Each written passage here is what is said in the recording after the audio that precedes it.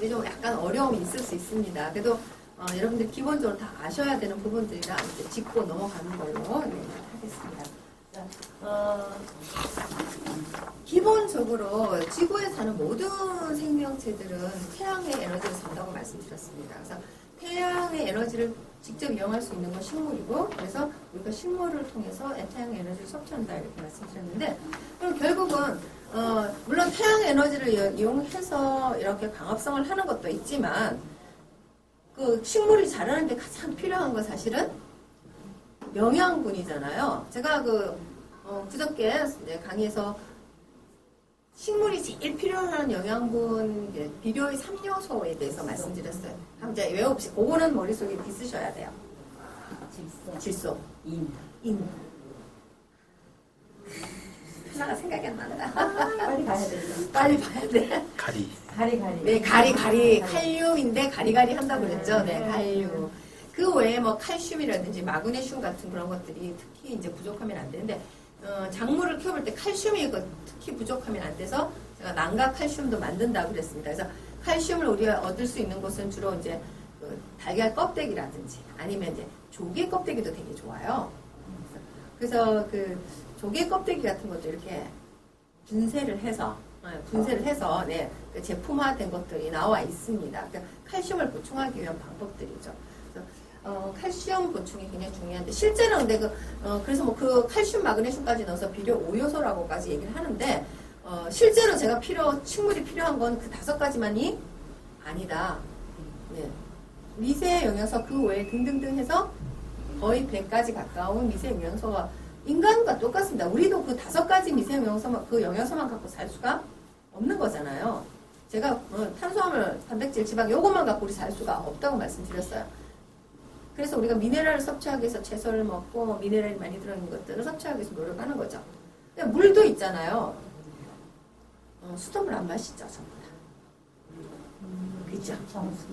정수기물의 문제. 자, 정수기물 중에서도 정수기도 이제 그 방식이 좀 여러 가지가 있어요. 정수하는 방식이. 그러니까 수돗물을 못 믿어서 한 번 더 정화하는 거잖아요. 그죠? 근데 그 정화하는 방식이 역삼투압이냐 아니면 중복사막식이냐 방식이 2가지가 있거든요. 선생님 거 뭔지 모르시죠? 모르죠. 그게 문제라니까.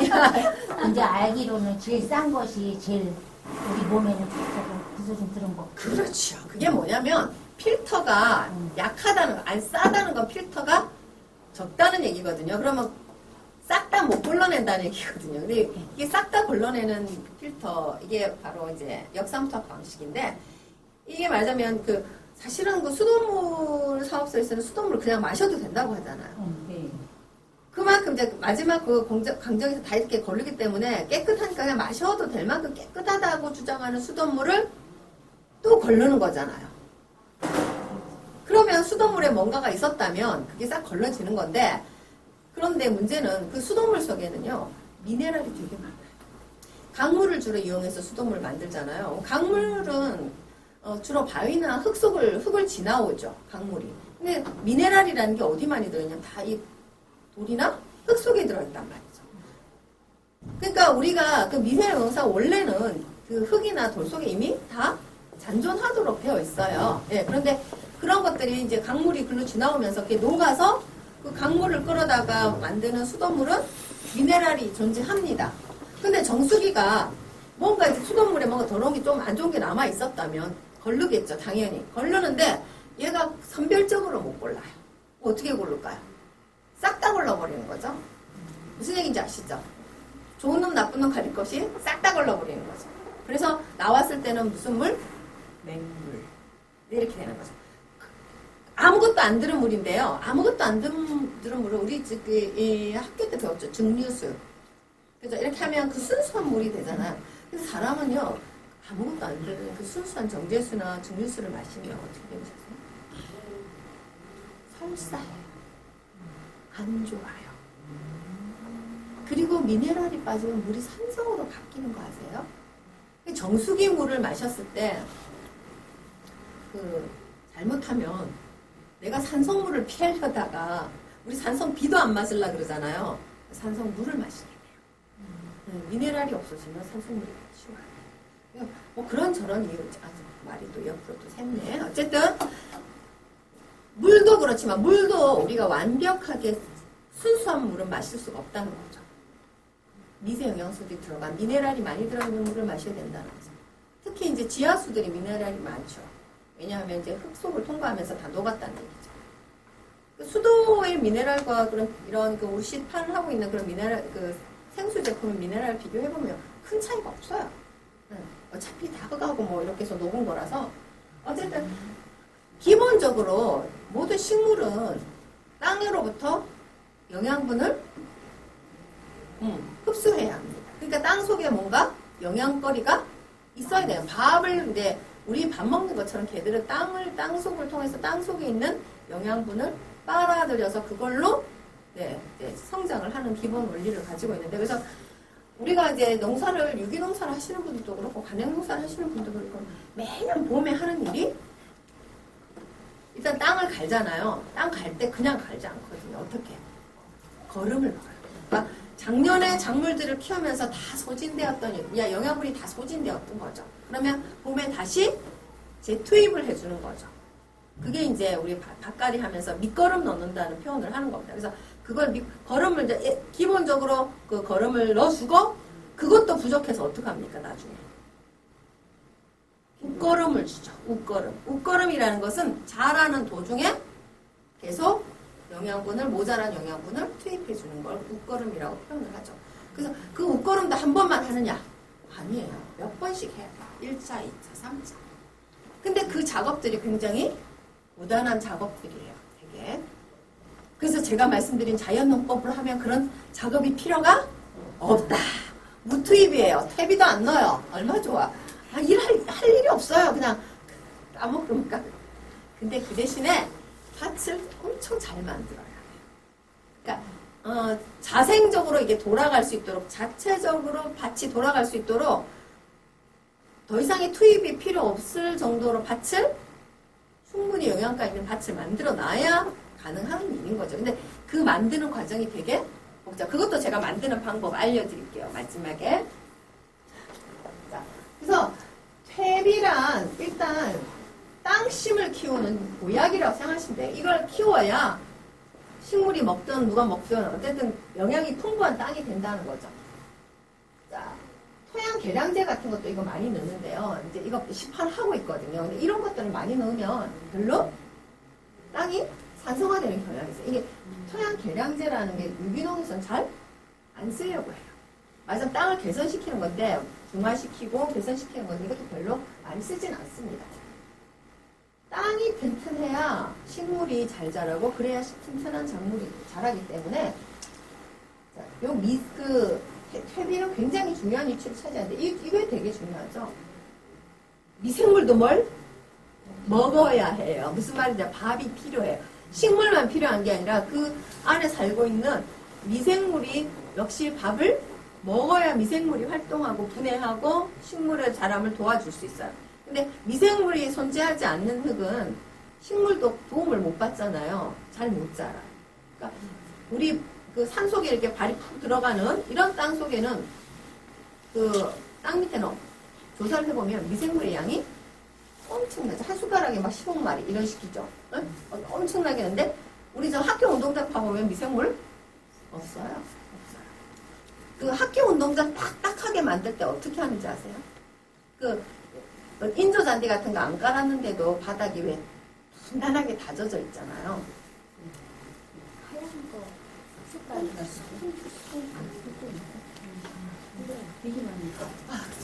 저는 왜 그러는지 모르겠어요. 나 그 인조잔디 까는 건 더 싫고 인조잔디 까는 거 좋으세요? 학교에? 아니 거기서 운동해보니까 다리 아프더라고요. 다리 아픈 게 문제가 아니고요. 아, 그게 이제 세월이 지나면요. 산산이 부서져요. 산산이. 조각조각. 햇빛이. 그걸 보기 좋으라고 그걸 동들어서 학교 바닥에 다 깔고. 또 한때 유행이었어요. 그죠? 요즘 좀 덜하는 것 같아요. 네, 좀. 네. 퇴비와 화학 비료의 한 차이를 우리가 볼게요. 양약과 무슨요? 한약의 차이. 양약은 탁 주면 어때요? 바로 지켜져. 한약은 뜸 들이면서 보약은 마셔서 한두 번 마셔갖고 효과 못 보죠. 네, 꾸준히 장기에 복용해야 효과 볼 수 있어요. 그런 느낌으로 가시는 거죠. 그러니까 제가 이제 그 각 도마다요 농업기술센터가 있어요. 왜냐면 농사가 다 있기 때문에. 서울에 있겠어요, 없겠어요? 없지 않을까요? 있다니까. 서울에 서울에 도대체 누가 농사를 져? 그 농업이라는 건요, 그 기준이, 그러니까 뭐 우리처럼 뭐 취미로 이렇게 텃밭하는 수준이 아니고요, 그걸로 수익을 얻으시는 걸 말하는 거거든요. 그런 농부들이 있다니까. 그 김포공항 가는 데 가보시면요, 그 옆에 양쪽에 농이 있습니다. 네. 지금은 이제 그게 거의 없어지고 있어요. 그 다 메꿔갖고 그냥 아파트 짓느라고. 어쨌든 거기가 농사를 지었고 쌀 농사도 있었고요. 저기 그 서초구 세곡동 쪽에 가면은 거기 그 채소 많이 키워요. 그래서 납품하는 되게 많아서 서울도 농업기술센터가 있답니다. 웃기죠? 네. 어쨌든 거기 강사님이 강의를 하시면서 이제 제가 아까 밑거름을 넣는다 그랬잖아요. 근데 밑거름은 그렇게 저렇게 퇴비를 넣어도 된다. 왜냐면 시간이 오래 걸려서 이렇게 이제 식물이 빨아먹으면 되니까. 그런데 웃거름은 지금 이렇게 환자로 말하자면 응급 환자다. 지금 영양분이 없어서 지금 숨이 깔딱깔딱 하는 환자다. 그러니까 퇴비를 넣어가지고는 퇴비는 금방 못 먹죠. 식물 입장에서 금방 못 빨아들이죠. 그럼 그 식물한테 퇴비를 주는 건 의미가 없다라고 가르친다. 그래서 웃거름은 반드시 뭐로 줘라? 비료로 줘라. 화학 비료를 줘라. 왜냐 화학 비료는 물에 녹으면 바로 흡수되죠. 그렇게 가르치시더라고요. 네. 제가 하는 게 아니라 그분이 그렇게 열심히 가르치시더라고요. 웃거름은 퇴비로 하는 게 아무 소용이 없다. 이제 이런 개념이죠. 유기농 하시는 분 절대 그렇게 말씀 안 하시죠. 근데 그 강사가 그러시더라 이 말이죠. 그래서 어쨌든 그 비료에는 제가 아까 말씀드린 그 90가지 넘는 100가지 가까운 미생용소가 필요하건만 이 화학 비료에는 주로 우리가 아까 말씀드린 그 비료의 3요소에 집중을 해서 주죠. 질소인, 가리가 집중적으로 들어갑니다. 다른 미세용 요소는 거의 투입할 수가 없어요. 퇴비는 어떨까요? 퇴비도 그렇게 한꺼번에 뭐 100가지 이렇게 넣을 수는 없어요. 우리가 퇴비를 어떻게 만드냐에 따라서 퇴비 속의 영양분이 달라지겠죠. 그래서 퇴비를 어떤 걸로 만드냐면 어떤 게 제일 좋으냐면 사실 오늘 우리가 음식물 쓰레기에 집중할 거기 때문에 음식물 쓰레기로 만든 그 퇴비가 사실 제일 양질이에요. 그 다음에 이제 어분 같은 거 있죠. 그러니까 고기 썩은 거, 생선, 응? 그런 거 버리는 거 그런 거 유기농 하실 때도 다 주워 오시죠. 예, 그런 거. 그러니까 동물성이, 그러니까 우리가 먹는 것도 동물성이 있었겠죠. 그러니까 동물성이 사실은 굉장히 영양가가 많은 거죠. 식물보다. 예, 더 다양하고. 어쨌든 요런 한약과 양약의 차이 정도로 딱 느끼시면 될 것 같고요. 이 풀의 가치를 좀 아셔야 되는데, 제가 이제 자연농법을 하면서 더 느끼는 거고요. 비가 엄청 안 올 때 있죠. 가뭄을 왔을 때, 가뭄을 탈 때, 풀이 이렇게 많이 나는 곳에 가서 땅을 이렇게 보면요. 작물만 심어 놓은 곳은 흙이 바짝 말라 있어요. 근데 풀이 훅한 곳에 가보세요. 그렇게 날이 가물었는데도 풀이 있는 곳에는 축축한. 아시죠? 해보신 분들 아세요. 풀이 물을 잡고 있는 힘은 우리 작물들이 따라갈 수가 없어요. 그래서 사실은 풀과 작물이 같이 자라줘야 가뭄을 덜 타고 지력도 더 좋아집니다. 풀이 푸른색일 때는 제가 뭐라고 했습니까? 영양분이 있다 없다? 여긴 지금 영양분 되게 많아요. 근데 풀이 말라버리면 영양분 다 날라가. 없어요. 그렇지만 얘는 얘대로 가치가 있고요. 얘는 얘대로 가치가 따로 있습니다. 그러니까 얘가 썩거나 안 썩거나 얘도 결국은 자연으로 돌아오면 이게 분해가 되겠죠. 지푸라기 착 깔아놓으면요. 한 몇 달만 지나면 지푸라기가 다 없어요. 없어. 그러니까 얘 자연으로 돌아갔을 때 그 탄질이 좀 이따가 탄질비라는 게 나오는데 탄질비를 만드는 데 있어서 굉장히 중요한 마른 풀의 역할도 있습니다.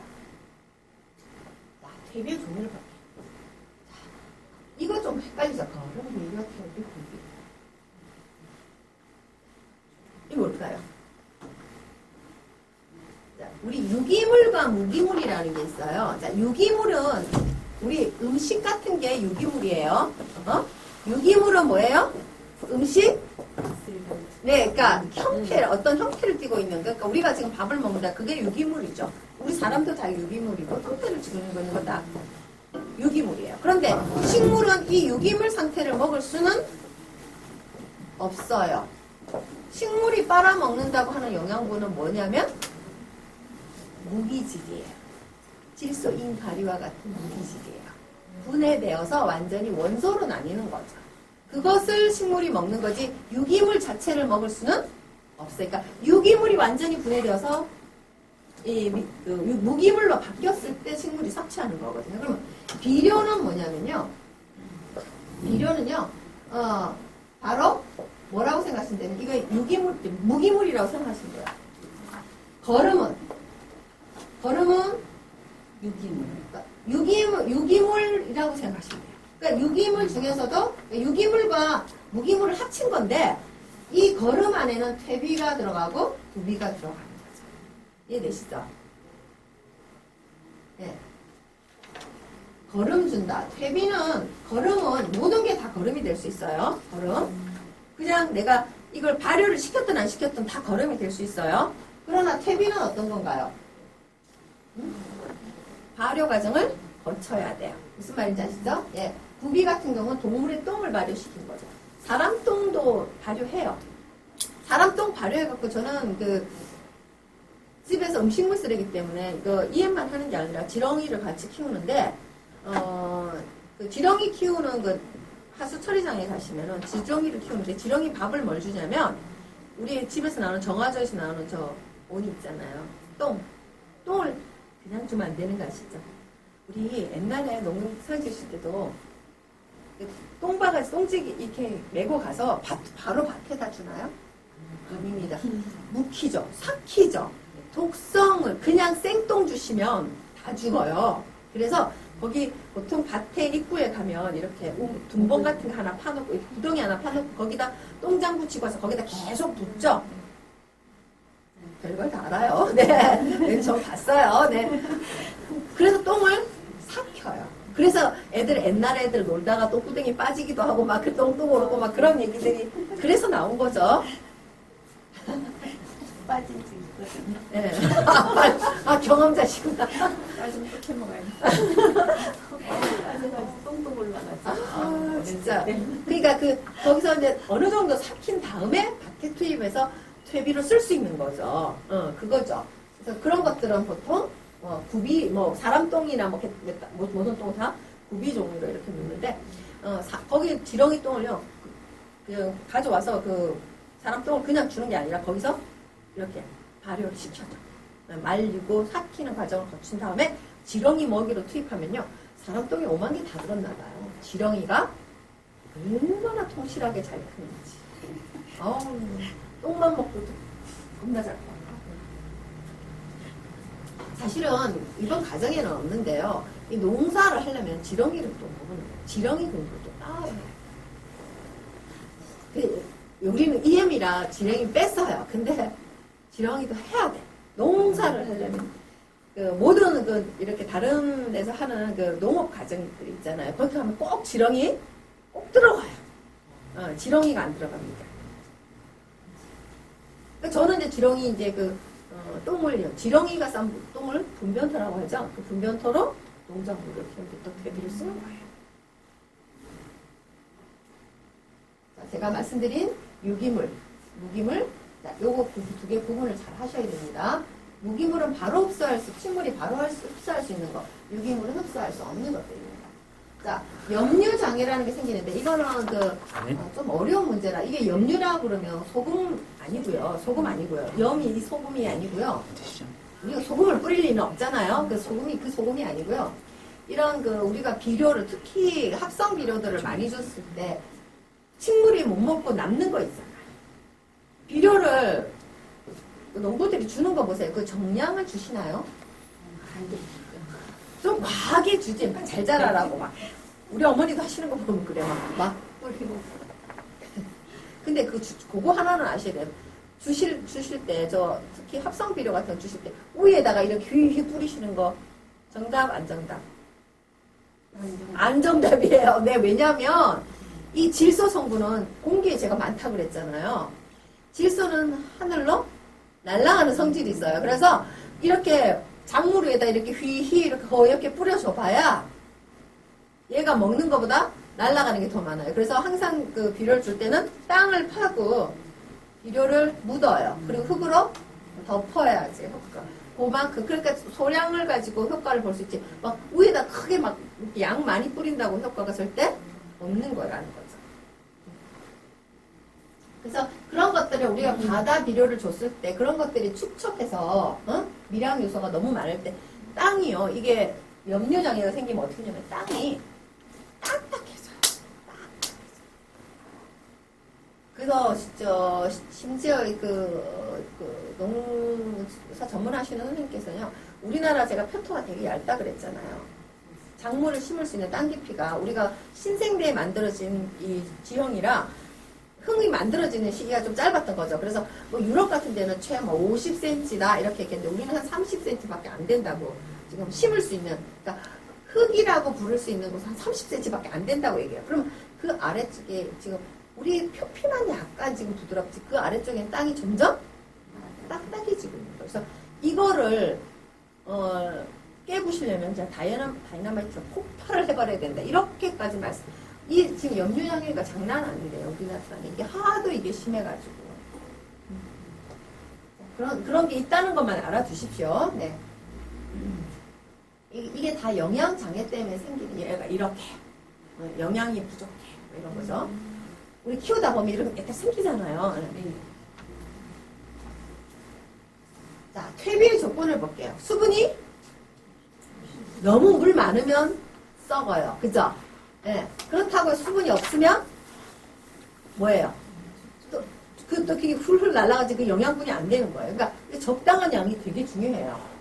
온도는 우리 옛날에 거름 퇴비한 이게 이렇게 막 쌓아놓죠. 이렇게. 그러면 그 안에다가 이렇게 계란 넣으면 계란이 익어요. 이 정도 온도가 올라가거든요.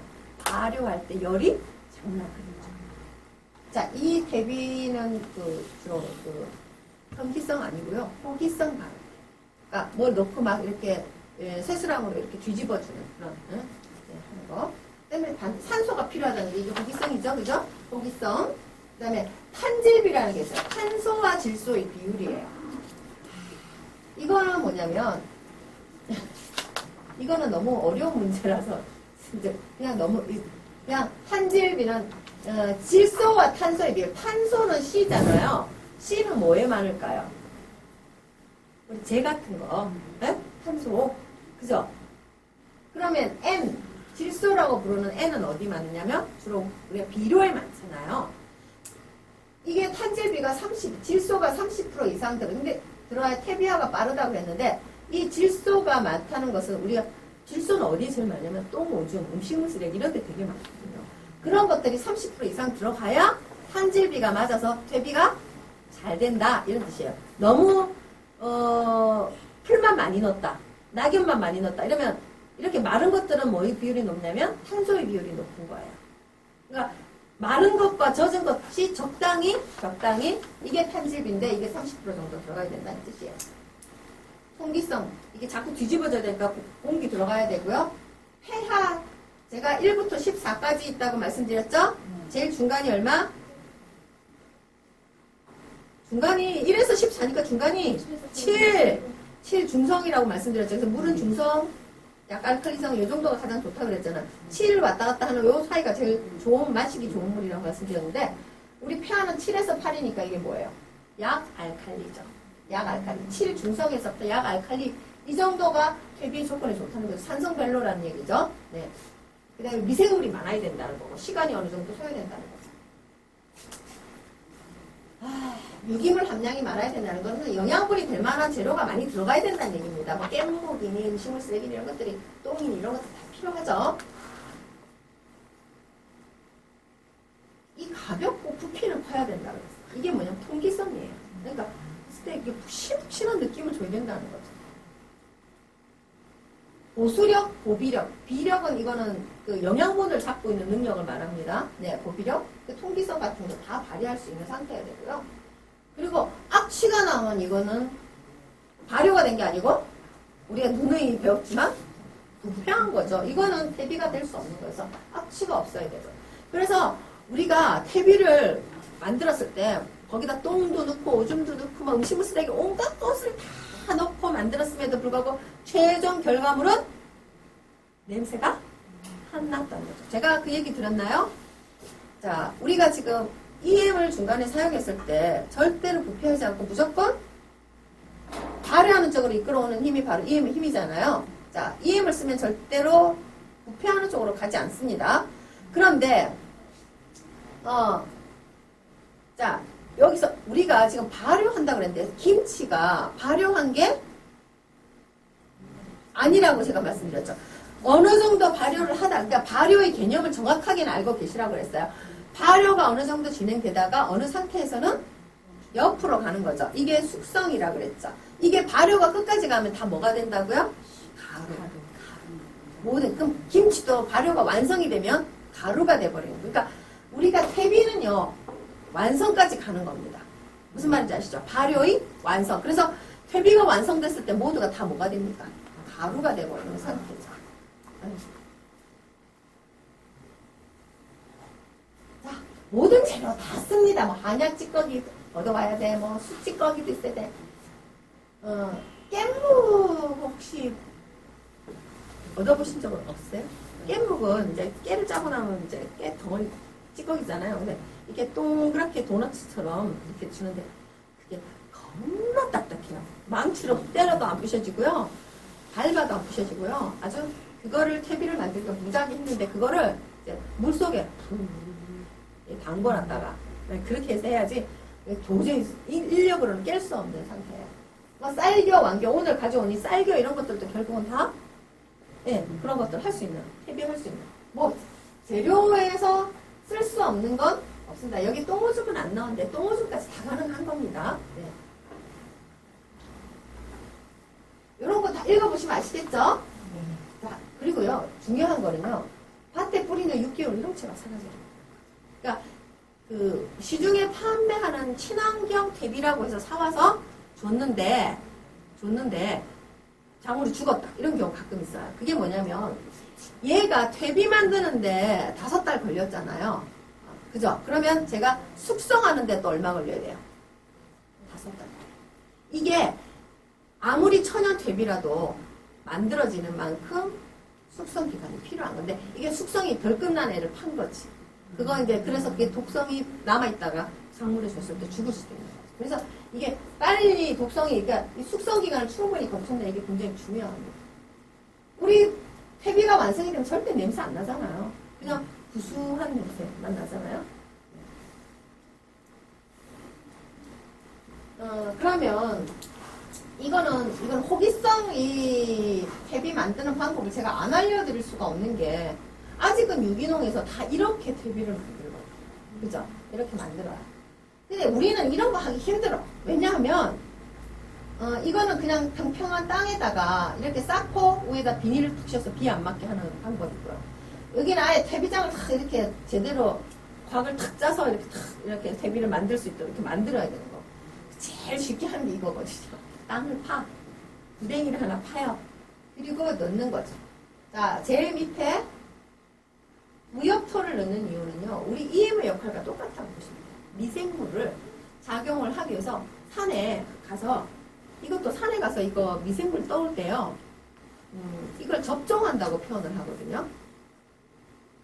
저쪽에 있는 미생물 이쪽으로 옮기는 거잖아요. 접종한다 이렇게 표현하는데 언제 가서 해왔냐면 이 미생물이 그냥 활발한 시간이 얘는 해 뜨면 미생물이 활동 못한다고 제가 말씀드렸죠. 그러니까 새벽에 산에 가서 해 뜨기 전에 위에 낙엽을 싹 이렇게 들치고 밑에 신한 그 산의 부엽토를 가지고 햇빛 안 보게 들고 올 때도 햇빛 안 보게 꼭꼭 숨겨서 밭에 갖고 와서 이렇게 넣는 거예요. 미생물을 보호하기 위해서. 그래서 이게 부엽털이 이렇게 깔아주면 미생물의 작용 때문에 얘가 그러니까 적당히 물기 있는 거, 마른 거, 물기 있는 거, 마른 거 이런 식으로 쳐. 그러니까 이거는 꼭 이대로 하라는 게 아니라 있는 재료를 물기 있는 거 없는 거 이렇게 해서 했은 다음에 예, 이게 제일 간단하다 이렇게 나와 있잖아요. 이렇게 해서 위에 비 맞으면 안 돼요. 물 들어가면 이거 돌아먹고 그러죠. 그러니까 여기 비닐을 쫙 덮어서 이렇게 돌멩이를 딱딱 눌러서 빗물 안 들어가게 이렇게 해주시면. 아니면 이렇게 부정이 파기 싫으면 여기 땅을 약간 돋워요. 이게 왜냐하면 이렇게 그냥 이렇게 밑으로 파기 싫어서 이제 그냥 위에다 쌓고 싶으면 흙을 약간 높이지 않으면 비 오면 어때요? 물이 그리고 또 스며들겠죠. 그러니까 다른 땅보다 좀 높이 올리는 거죠. 그리고 그 위에다가 쌓는 거죠. 똑같아요 방식은. 그리고 위에 여기도 비닐 덮어서 물 안 들어가게. 이렇게. 이게 이제 이게 이렇게 해서 지금 비닐 덮기 직전입니다. 그죠? 이렇게 싸서 넣고 이렇게 완성이 서서히 돼가는 모습. 호기성 그 대비의 특징은 산소를 공급해줘야 되기 때문에 한 번씩 이렇게 뒤집어줘야 돼요. 이게 힘들어요. 그죠? 이거 이제 뭐 시기는 뭐 한 2달에 한 번 정도씩 이렇게 해서 뒤집어주는데. 자, 그리고 온도가 7, 80도까지 올라가야 그 나쁜 미생물들이 활동을 잘 못해요. 타 죽는 거지. 7, 80도에서. 예, 이건 호기성이기 때문에 이 호기성 미생물들은 열에 약해요. 그럼 우리 EM은요? EM은 우리 지금 80가지 정도 미생물이 들어있다고 했잖아요. 그 안에는 유산균, 호모, 강화성 세균, 방성균, 사상균 이런 애들이 들어있는데 그 80가지에는 호기성 미생물이 있을까 없을까요? 있다니까. 우리 그러니까 있어요. 그 현기성 미생물의 대표는 광합성 세균이에요. 그 산소를 싫어하는 애가 좋아하는 애가 어떻게 한 병에서 공존하죠? 공존이 어떻게 가능합니까? 광합성 세균이 이산화탄소를 먹고 산소를 배출하면 산소를 호기성 미생물이 먹고 이산화탄소를 내뿜고 무슨 말인지 아시죠? 거기서 순환이 가능한 겁니다. 그래서 꼭 닫힌 병 속에서 호기성 미생물이 살 수 있는 겁니다. 그래서 이런 호기성 미생물은요, 열에 되게 약해서 한 100도 정도 되면 거의 다 죽어요. 근데, 우리 광합성 세균 같은 현기성 미생물은요, 1000도에서도 살아납니다. 그러니까, 달라요. 근데 여기서 지금, 여기는 지금 우리가 호기성 그 대비를 만들고 있는 중이라, 그런 병원들은 높은 온도 한 7, 80도 이렇게 가면 많이 죽어버려요. 병원분들이. 그래서 잘게 또 잘 부서지고 섞이라고 신속하게 하기 위해서 공기를 계속 불어넣어주는 것이 중요합니다. 이렇게 뭐 밭에 안 하고 이렇게 상자에다 해도 돼요. 간단하죠 이거는. 뭐 뚜껑 딱 덮으면 비도 안 들어갈 것이고. 근데 이제 이게 뭐냐면 한 번씩 공기 열어서 뒤집어주는 거. 이런 거 잘 하셔야 됩니다. 이렇게 딱 뚜껑만 덮어놓으면 끝. 이런 걸 일단 지나갑니다. 깻무 액비 만들기 이런 것도 지나갈게요. 별 재미없어요. 이런 거 지금 선생님들 하실 그게 아니라서 제가 막 넘어갈게요. 이렇게 만들어놔야 되는데, 자, 여기서 우리가 되게 중요한 우리 미생물의 균 중에서 무슨 균이 중요하냐면, 오늘이 토양에 관련된 거잖아요. 땅에 관련돼서 그 영양분을 얘기하는 거라서, 땅의 균 하면은, 우리 이렇게 흙을 한 줄 정도 이렇게 냄새를 맡아보시면, 무슨 냄새? 흙냄새. 걔가 방성균. 네. 방성균의 종류가 좀 여러 가지가 있거든요. 여러 가지 종류의 방성균이 있는데, 이 각종 유기물을 분해하는데 탁월한 효능을 가지고 있죠. 이 방성균 자체가. 네. 여기서 항생물질도 만든다고요. 항생제도 만든다고 하거든요. 방성균. 여기서 방성균의 쓰임새가 굉장히 많은데, 우리 EM 속에 방성균이 있어요.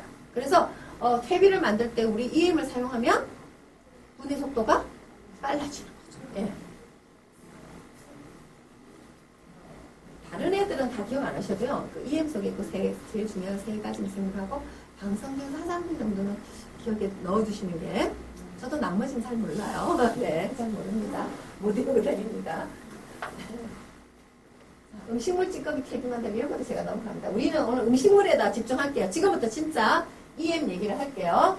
자, 음식물 쓰레기를 퇴비할 때 자, 두 가지 방법으로 할 수 있습니다. 자, 첫 번째, 자, 음식물 쓰레기 좀 가져왔는데, 예, 제가, 이게 한 일주일쯤 된 거예요.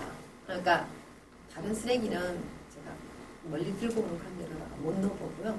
요즘 단감이 되게 많잖아요. 단감 껍데기를 여기 있는데, 자, 일주일 돼서 발효가 EM 보는 거거든요. 발효액. 한번, 오다 흘렸어. 자, 향기를 한번 맡아보십시오.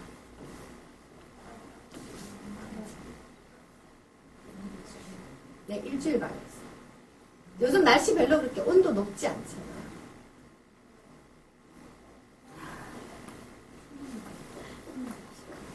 시큼한데, 제가 그랬죠. 이게 그 발효가 완성이 됐는, 지금 거의 발효가 되긴 됐거든요. 뭐 끝까지는 안 왔는데, 이 정도 되면, 일단 향기가 악취가 아니죠. 네. 예, 그러니까 내가 싫은 냄새가 아니잖아요. 악취가 아닙니다.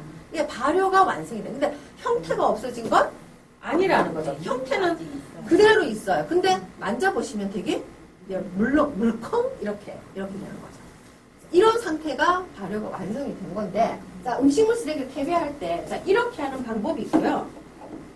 오늘 이제 선생님들이 실험을 통해서 이 두 가지 방법인데, 이 음식물 쓰레기 발효제라는 게 있어요. 오늘 만드실 거죠.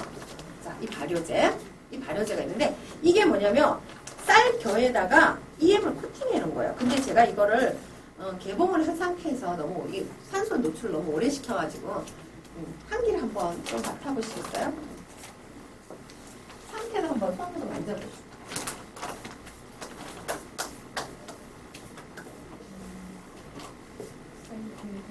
네, 쌀겨에다 코팅한 거예요.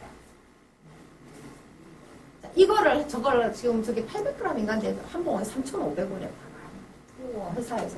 우와, 비싸요. 저거 못 쓰겠더라고요, 비싸서. 여러분들이 이제 저걸 직접 제조하는 법을 오늘 배우시면 되는 거거든요. 쌀겨에다가 이해 발효시키는 거예요? EM을 직접 넣어서 쌀겨 자체를 발효시키는 겁니다. 여기다 원액님. 그러니까 그걸 좀 이따 우리 할 거예요. 그렇죠. 방석균이 들었다니까. 흙냄새가 나는 게 맞다니까요. 네. EM 안에 방석균이 들어있으니까 그 EM 발효의 가루를 넣는 게 아니고 저 발효제는 아니죠. 여기 쌀겨에다가 EM을 하고 먹이를 줘서 역시 EM이 그 쌀겨에 붙어서 전체가 같이 발효제로 만들 겁니다. 이렇게. 이거 만들 거라는 얘기죠. 네, 이거를 만든다는 얘기죠. 그러니까 이걸 왜 만드냐를 이제 지금부터 얘기를 드리려고 그러는 거죠. 자, 그러면 보시다시피 우리나라 음식물이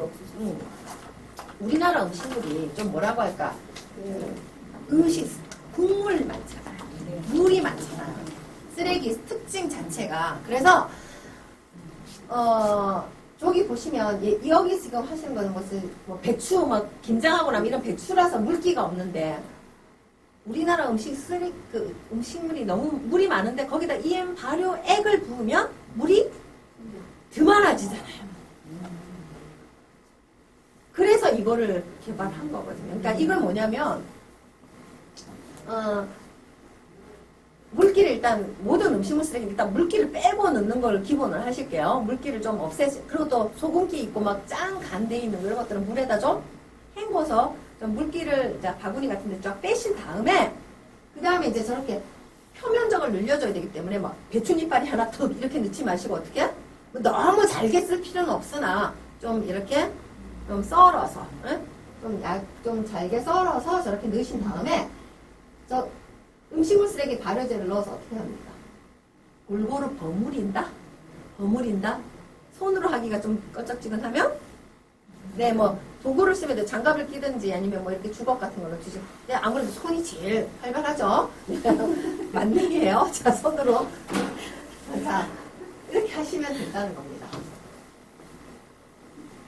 그러면 이렇게 해서 꾹꾹 눌러놔. 우리 현기성이라고 제가 계속 눌러놓는 건 얘가 해벌레 해 있으면 음식물 쓰레기도 붕 떠서 이렇게 해벌레 있으면 그 사이로 공기가 들어가겠죠. 그래서 우리 김치도 마찬가지예요. 김치도 먹고 나서 이렇게 해벌레 펼쳐놓으면 금방 곰팡이 피고 막 그러잖아요. 그러니까 어디 먹고 나서 항상 다독다독해서 꽁꽁 눌러놓고 물속에 잠겨 놓으려고 애쓰잖아요. 그게 공기 안 통하게 하려고 그러는 거거든요. 잡균이 안 들어가게 하려고.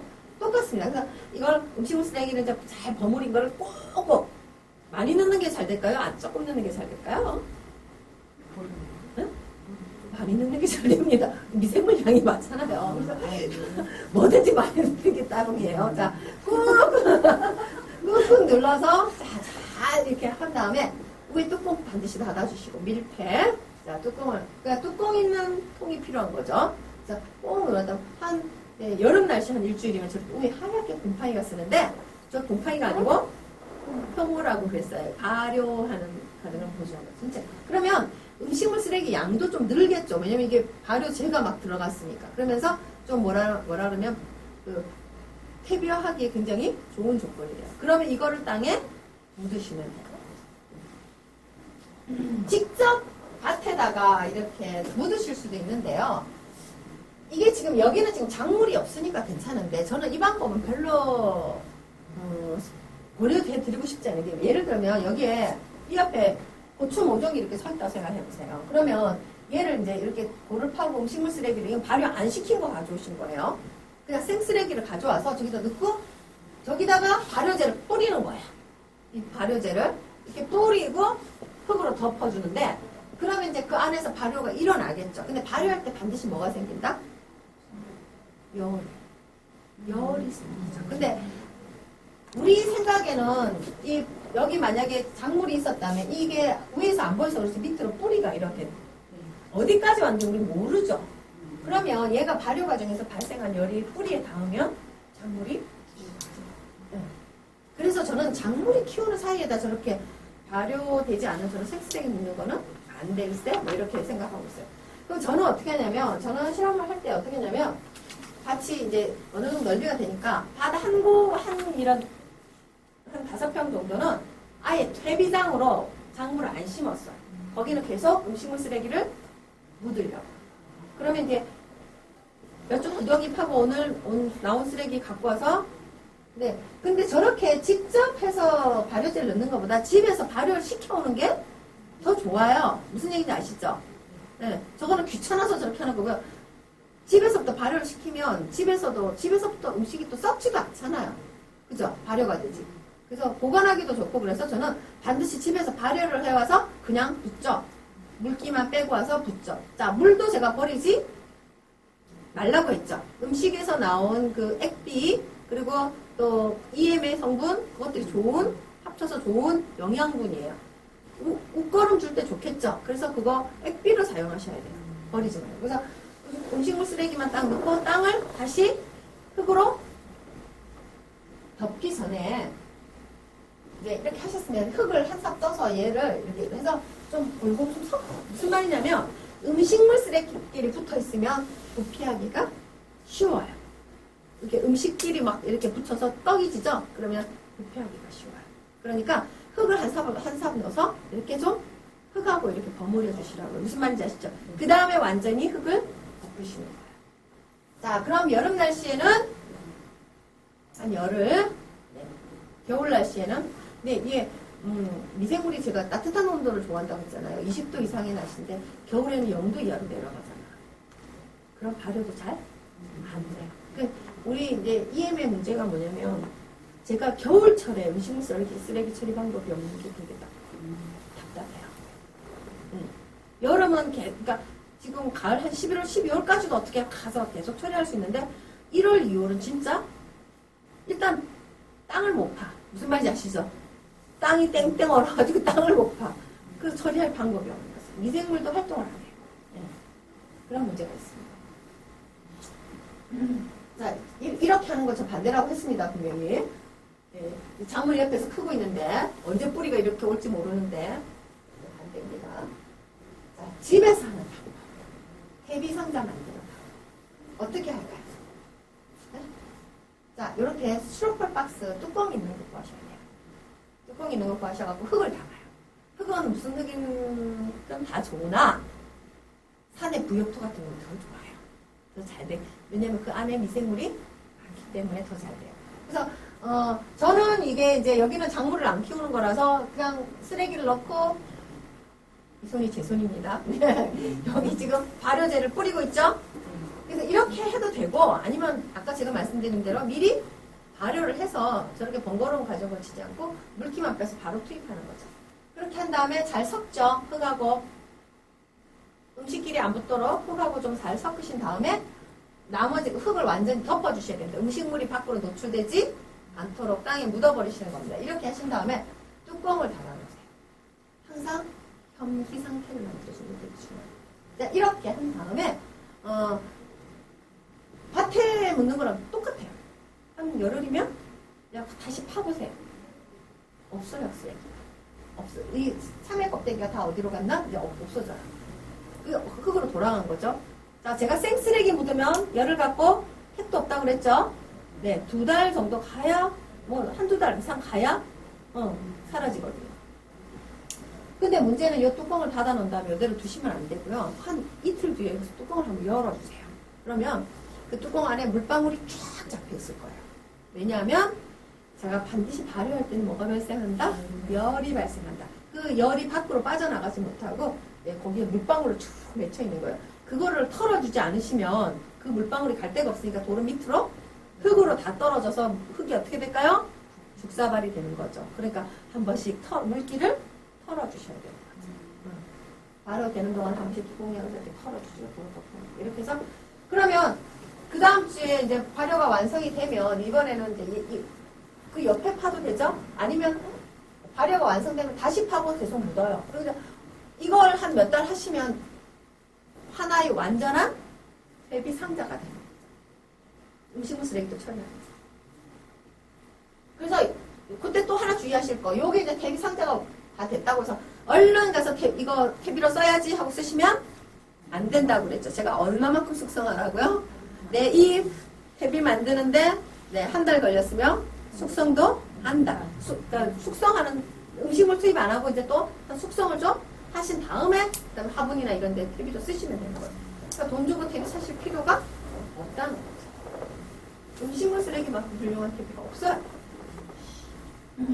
난각 칼슘 어제 제가 말씀드렸죠. 요거는 칼슘 보충을 위해서 계란을 일단 자잘하게 부신 다음에 식초를 확 부어요.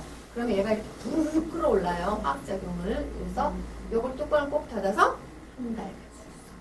그러면 그 칼슘이 다 녹아나와요. 그럼 그 물만 액비처럼 해서 이렇게 뿌려주시면 됩니다. 이것도. 칼슘 성분, 이것도 식초가 들어가 있잖아요. 많이 주시면, 네, 안 되는 거 아시죠? 네, 칼슘이 아무리 중요해도 많이 주시면 안 돼요. 이렇게 칼슘 만들기도 할 수 있습니다. 자, 네, 여기까지 제가 이제 일단 수업을 마치도록 하고,